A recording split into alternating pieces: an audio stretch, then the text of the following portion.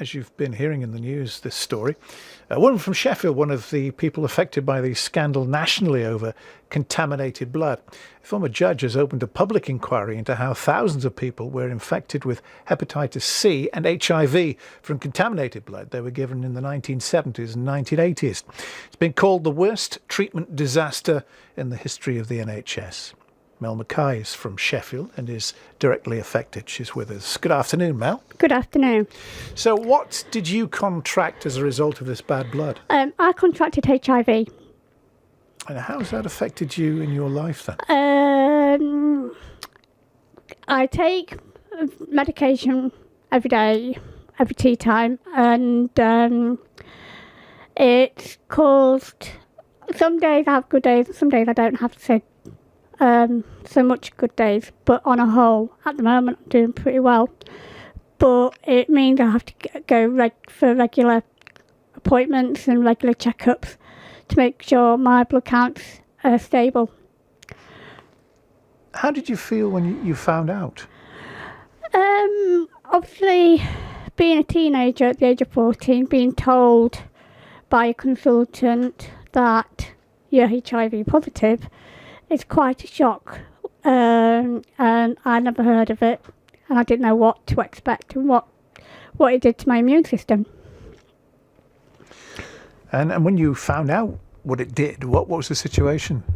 I was flabbergasted, and I was... basically... I mean, they told you, obviously, where you contracted it from. How did you feel about that? I was angry. I was like, why did it have to happen to me? And back then, I thought, I just wish I was dead. And the reason for you being given the blood in the first place, what was that?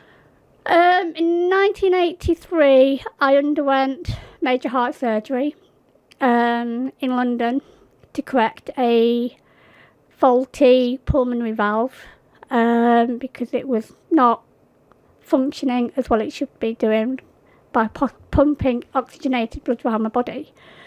And during that I was given several blood transfusions.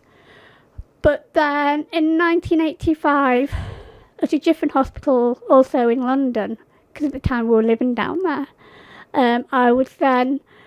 Within a week of having my tonsils out, I hemorrhaged, and my parents rushed me back into hospital.